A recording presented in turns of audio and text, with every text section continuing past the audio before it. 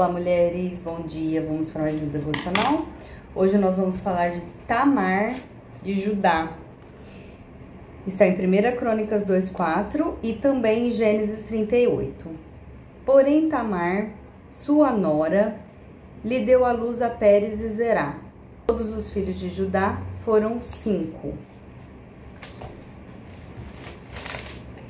Lendo Gênesis 38, nós vamos poder nos inteirar da história dela. E ontem, ao estudar essa mulher, houve uma pregação maravilhosa do reverendo Augustus Nicodemos, o qual eu vou passar para vocês o link, para vocês entenderem essa história a fundo.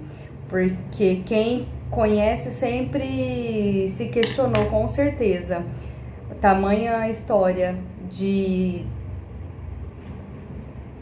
decadência da lei moral, né? Se tem uma história que conta que um abismo puxa outro abismo, é essa história aqui.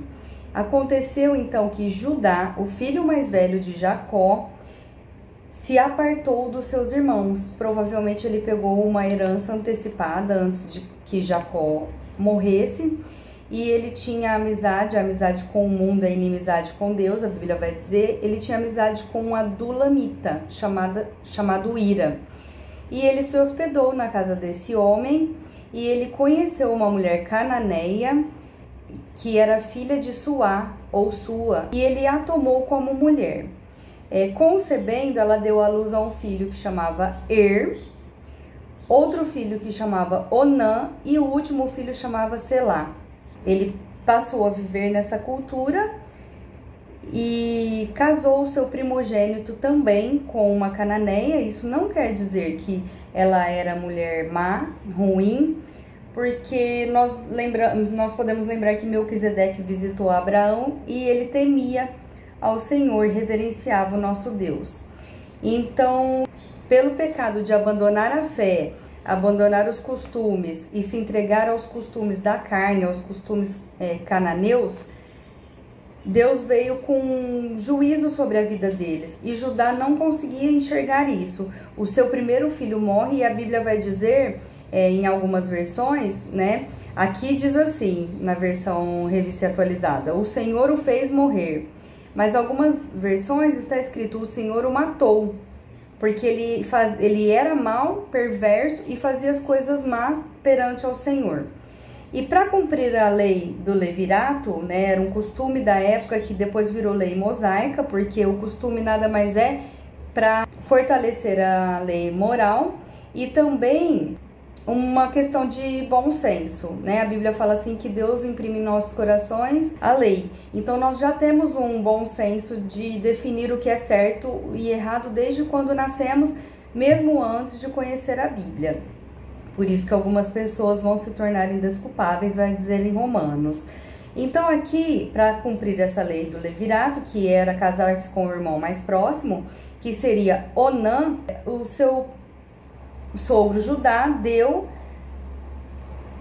que ele já era casado com outras mulheres, a deu para Onã. Só que ele não queria procriar porque o filho dele teria os direitos do primogênito. E ele, ao ter relações sexuais com ela, ele despejava o sêmen no chão. E Deus também achou isso mal, perverso, e também matou esse homem. Então não vamos endossar aqui, dizer que o Senhor o fez morrer. Então, Deus matou esse homem também. E só restava Selá, que era um menino muito novo, era o caçula da família, não tinha idade para casar, mas que ela deveria ser dada a ele também, para cumprir a lei do levirato, que é essa lei de casar com o irmão mais próximo. E ela, sendo assim, ela voltou para a casa do seu pai. Elas vestiam a vestes de viúva e ela deveria ficar lá até o tempo de se casar novamente. Não podia conhecer a outro homem. E nisso, passado um certo tempo, a mulher de Judá, a filha de Suá, faleceu. Ela ficou doente e faleceu. E ele, para se consolar, subiu ao monte dos tosqueadores. Eles tosqueavam as ovelhas uma vez por ano, né, em Tímna. E foi junto com seu amigo Irá. Comunicaram a Tamar que o seu sogro estava subindo para tosquear as suas ovelhas, para participar desse momento. E a Bíblia relata que ela se despiu das vestes de viúva, colocou um véu, se disfarçou, cobriu o rosto e ficou no caminho enquanto ele subia para participar da tosquia das ovelhas. E ele a encontrou no caminho, e a Bíblia diz assim que ela tinha visto que Selá era homem e ela não tinha sido dada em casamento. Então ela pensou que ela podia dar uma ajudinha e fazer com que ela pudesse conceber, e de uma certa maneira uma vingança ao seu sogro por não ter dado Selá, por não ter dado ela como esposa a Selá, vendo que ele já era moço.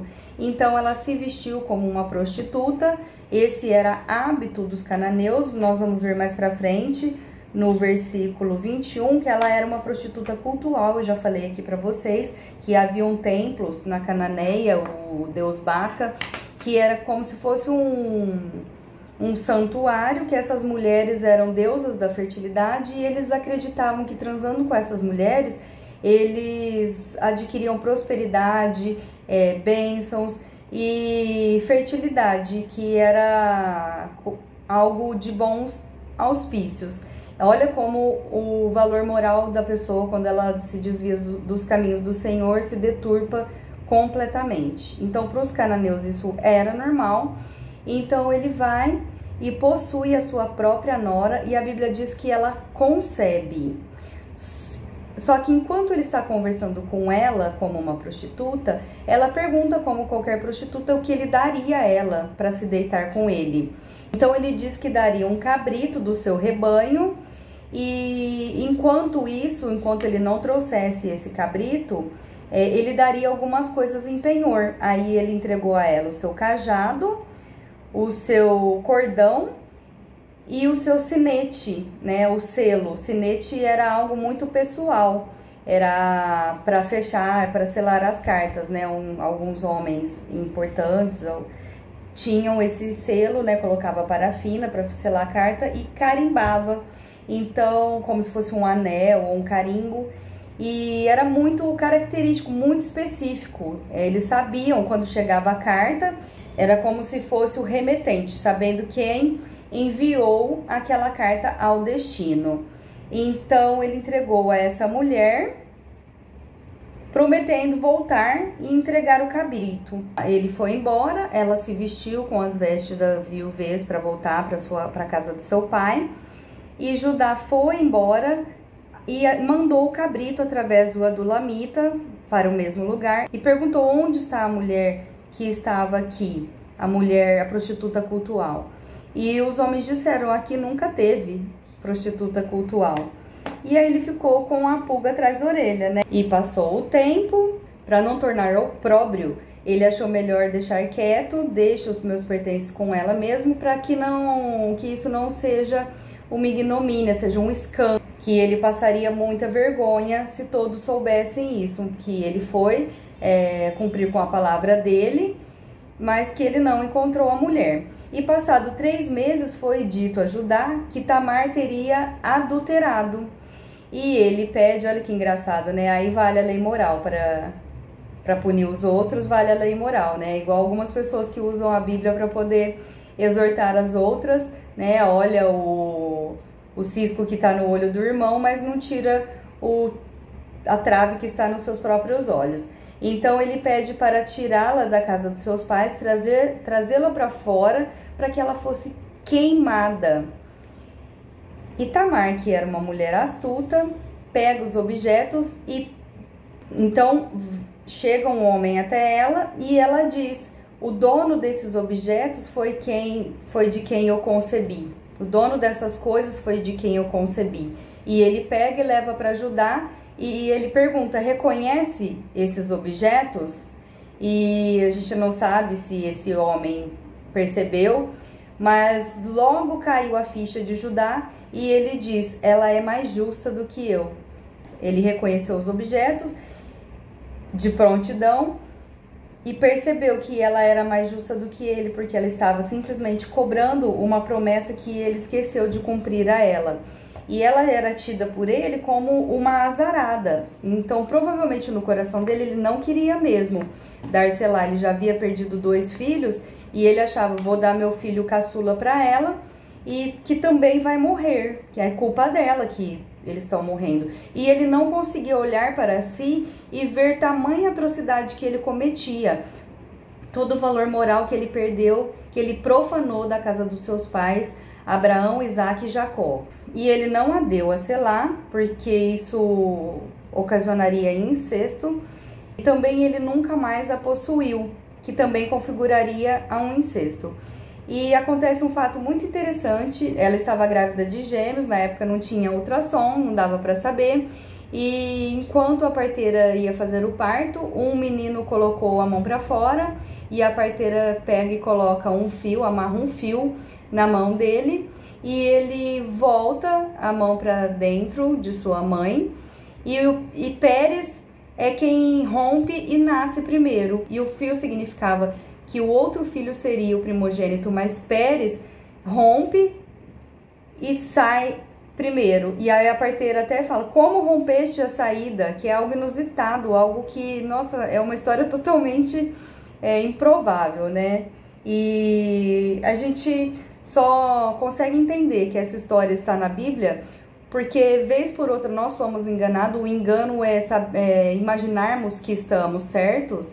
E aqui ele imaginava que estava certo, ela imaginava que estaria certa por cobrar de alguma forma. E o engano nada mais é a mentira, o que Satanás faz na nossa vida quando a gente se desvia do caminho do Senhor. Um abismo puxa outro abismo.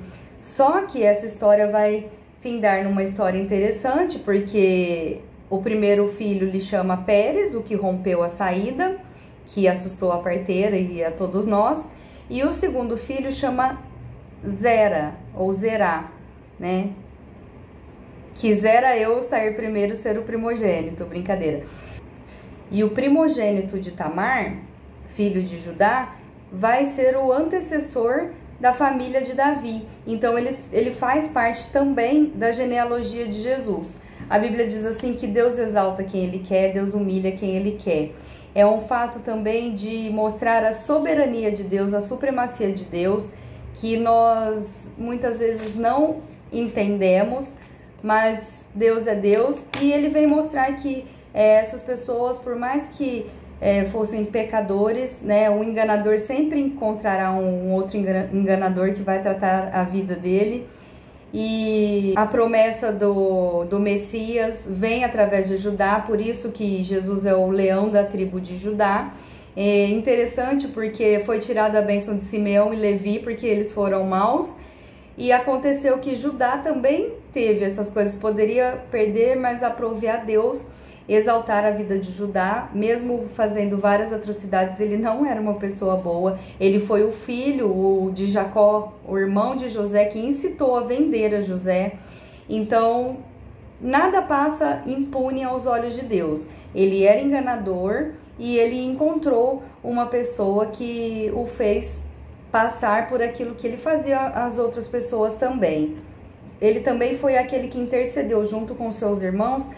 A José se arrependeu e foi buscar o pai de Jacó. Ao morrer, ele profetiza a bênção sobre a vida dos seus filhos. Então, nós podemos ver que Judá teve um arrependimento genuíno. É interessante que algumas características de Tamar vão se assemelhar a Sara, dar o jeitinho, né? Nós sabemos que isso não foi correto, a atitude de Sara também. E também a questão dos filhos, que o segundo rompeu e pegando o direito de primogenitura do irmão. Há exemplos dos filhos de Isaque, netos de Sara.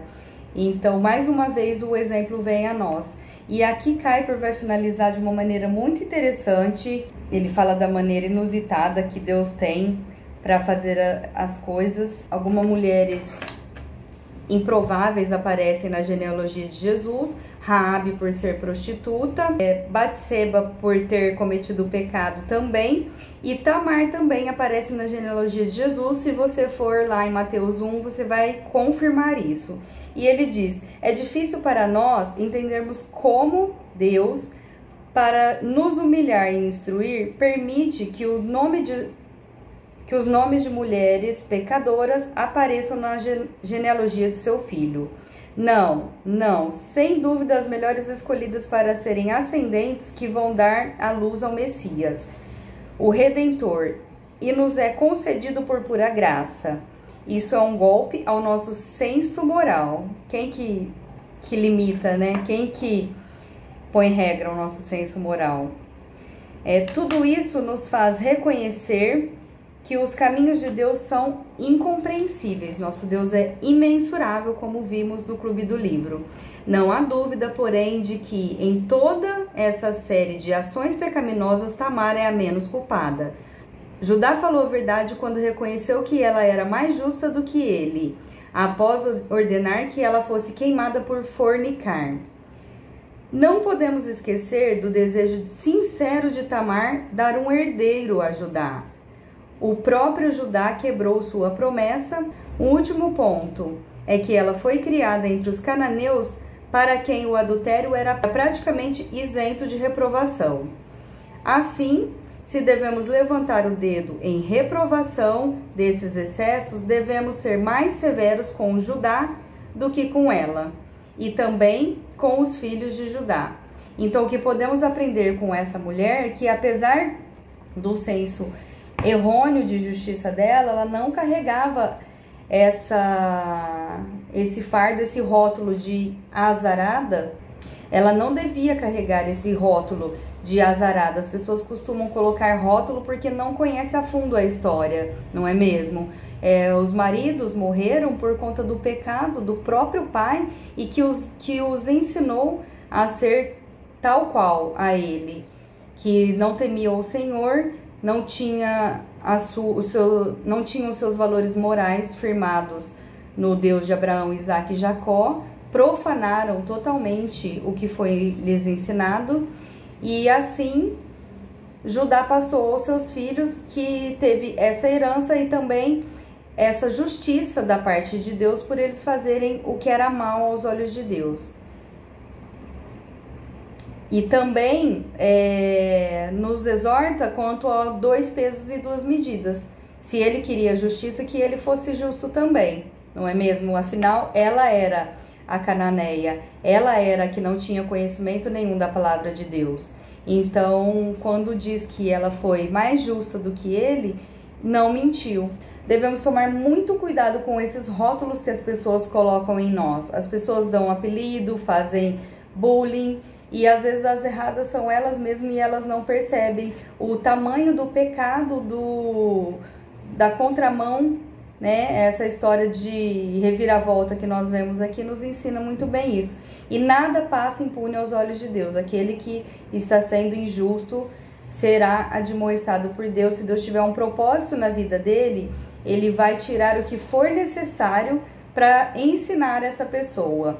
Agora, se essa pessoa for uma pessoa insubordinada, que não for ensinável, aí ela vai sofrer duras penas, ela vai perder coisas e ainda assim a sua vida, sua salvação, se não se submeter a Deus. Então, o que podemos aprender com essa mulher Tamar é que o desejo do coração dela acabou sendo cumprido. Tinha esse desejo de perpetuar a família de Judá, e a Bíblia não relata se Tamar, essa mulher, teve uma conversão. Porém, nós vemos uma história de graça, que se ela é antecessora de Pérez, Jessé e Davi eram homens de Deus, eram homens que tinham fé em Jeová. Então, mesmo isso ferindo o nosso senso moral como seres humanos, a graça do Senhor impera nessa história. E que isso nos sirva de consolo, que mesmo quando nós erramos, né, quando Paulo diz que esmurro o meu corpo porque o bem que eu quero fazer eu não faço, e que a graça possa vir em nossas vidas e que nós possamos buscar realmente a vontade do Senhor, nos converter dos nossos maus caminhos, tirar o orgulho de nossa vida, observar o nosso comportamento, porque a nossa conversão vem da palavra do Senhor, do que a gente internaliza, do que a gente externaliza. O comportamento deve ser mudado também. Então, que nós possamos aprender com essa mulher perseverante. E a graça de Deus é muito intrigante mesmo a nós que conhecemos. Só que a palavra diz assim, que Deus perdoa o tempo da ignorância, e nós que já conhecemos a palavra de Deus devemos agir conforme a palavra de Deus. A Bíblia diz também que a quem muito é dado, muito é cobrado. Se eu e você não vivermos a palavra conforme já aprendemos, isso nos será cobrado de alguma maneira. Então que fique esse temor no nosso coração e também a compreensão da graça maravilhosa que Deus exalta e humilha quem Ele quiser. Que Deus abençoe fortemente os vossos corações. Tenham um excelente dia. Graça sobre graça recebi, e da plenitude renasci. Quando atraído me encontrei no amor de Deus.